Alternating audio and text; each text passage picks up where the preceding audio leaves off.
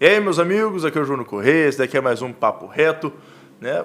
Antes de começar o programa, você já sabe muito bem, curte, compartilha, se inscreve no meu canal, né? Ativa o sininho para você nunca perder um vídeo, né, nosso aqui. E hoje vamos falar um pouquinho sobre burocracia, né? Eu já falei nesse canal, junto com o Sidney, sobre né, o tema burocracia, essas burocracias que nós temos do dia a dia, né?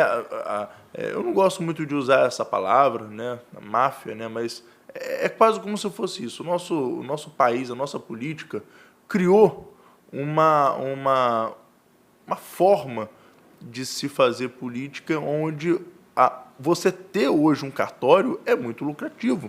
Hoje tudo você precisa de papeladas e papeladas e tem que autenticar tudo e às vezes uma coisa simples que poderia ser feito na própria repartição pública você tem que recorrer.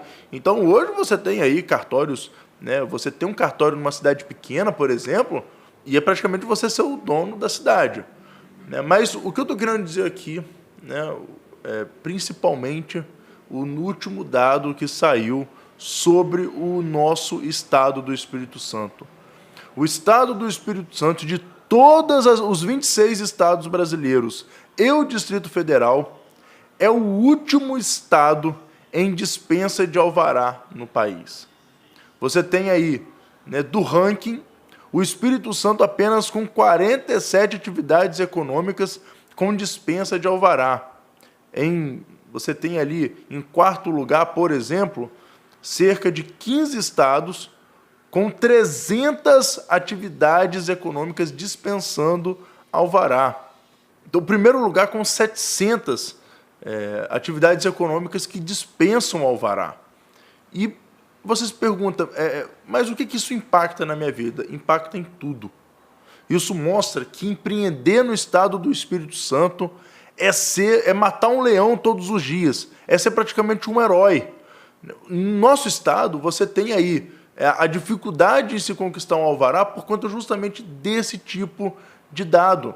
Se você tem todas as atividades econômicas precisam de alvará, imagina todos os dias quantos pedidos de alvará não chega para uma mesma secretaria.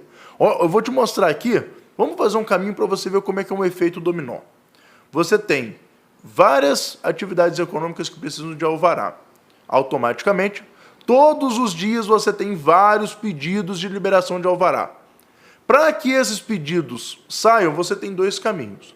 Ou você tem, num primeiro caminho, uma quantidade de funcionários razoável, que vai demorar pelo menos alguns meses para poder liberar alvará. E aí você vai ter um estado com atividade econômica represada. Diversos serviços, diversos setores e até mesmo a arrecadação que vão ficar represado porque o Estado é ineficiente para poder liberar o alvará. Ou você tem uma segunda opção, em que o Estado vai ter que contratar muito funcionário para poder avaliar os pedidos de liberação de alvará e para poder, né, fazer a liberação em si. O que vai acontecer? Um Estado, uma máquina pública inchada, e para poder sustentar essa máquina pública inchada, mais cobrança de impostos. No final das contas, o empreendedor vai acabar tendo que ter mais custo por conta da ineficácia do Estado. Agora, vamos pensar ao contrário? Se você tem mais atividades econômicas com dispensa de alvará, e nós não estamos falando aqui de atividade econômica como, por exemplo, uma empresa de mármore e granito. A empresa de mármore e granito vai ter que ter alvará, porque afinal você vai ter que ver o impacto ambiental, você vai ter que ver ali o tamanho da construção, como é que vai ser feito. Então, existem setores, o setor de frigorífico vai ter que ter alvará, existem setores, atividades econômicas que precisam, não são todos, mas existem vários setores econômicos que precisam de mais celeridade. Pensa, por exemplo, uma mulher que é costureira, quer abrir ali um escritório com várias outras, né, amigas, uma sociedade, para poder montar uma sala de costura. Imagina se você tiver que pedir o alvará para essa mulher que quer fazer costura de roupa. Qual o impacto que você tem na sociedade, no meio ambiente? Nenhum. Você tem um impacto muito pouco. E aí imagina, você tem que ocupar um funcionário público para poder ver só quem precisa de costura, um funcionário só para ver quem quer, sei lá, abrir um hot dog na esquina de casa, ou você precisa de uma pessoa só para poder ver quem quer abrir uma lojinha de artesanato. Você está me entendendo o tamanho da burocracia?